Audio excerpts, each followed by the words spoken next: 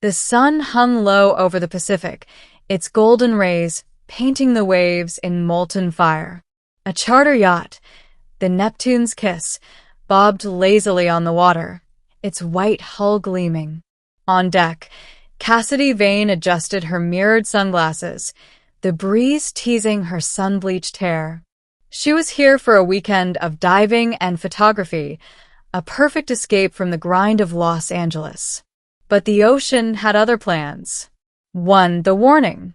Cassidy leaned over the railing, aiming her camera at a pod of dolphins dancing in the distance. The shutter clicked in rapid bursts.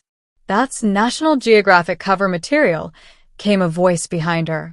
Captain Roy Hammond, a grizzled man with a permanent squint, leaned against the rail. "Tell them to call me," Cassidy smirked. But Roy wasn't smiling. He kept glancing at the horizon. "You see that?" He pointed, barely perceptible. A dark shape sliced the waves with deliberate purpose. Cassidy lowered her camera. "Whale." Roy shook his head. "Too fast. Too focused." Before she could answer, a deep tone vibrated through the hull. The boat shuddered. Seabirds erupted into the air. 2. First strike. The water around them bulged, lifting the yacht's starboard side. Cassidy stumbled, grabbing the railing as an enormous dorsal fin, easily the size of a car hood, rose out of the water. "Holy," she gasped. Then came the tail. A wall of muscle and scales the color of slate slapped the surface with a sound like a cannon blast. The yacht rocked violently, knocking Cassidy to her knees. Roy roared into the radio. "Mayday! Mayday! This is the Neptune's Kiss. Giant shark attack." No answer, just static. The dark shape circled back, faster now. Sunlight briefly glinted off its scarred hide. The head broke the surface, rows of teeth as long as her forearm, jaws that could swallow a speedboat. Cassidy's stomach dropped. "That's not possible." "It's a damn megalodon," Roy muttered. "And it's hunting us." 3. Into the water. The monster rammed the hull again. Wood groaned. Cassidy grabbed her waterproof camera out of instinct, strapping it around her wrist. Roy was already untying the emergency lifeboat. "We can't outrun it in this tub." Over the side, the yacht tilted sharply. Water flooded the deck.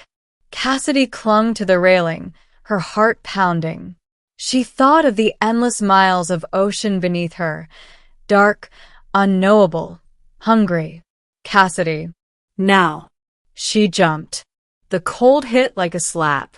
She surfaced, coughing, scanning wildly for Roy. He was hauling himself into the lifeboat. Then the water behind her swelled, shadow expanding beneath her like a nightmare blooming in the deep. She kicked hard, adrenaline burning through her veins. The shark's head breached, its mouth opening wider than any living creature had a right to. She could smell it, a metallic, rotting tang. Cassidy dove just as the jaws snapped shut, missing her by inches. The concussion of the bite rippled through her entire body. 4. Death below. She swam downward, lungs screaming. The monster's silhouette passed overhead, blotting out the sun. It circled, searching. She angled toward the sinking wreck of the yacht, using the debris as cover. Something brushed her leg, a chunk of floating fiberglass.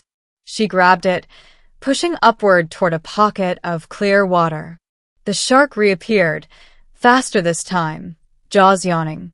Cassidy twisted, shoving the fiberglass panel between them.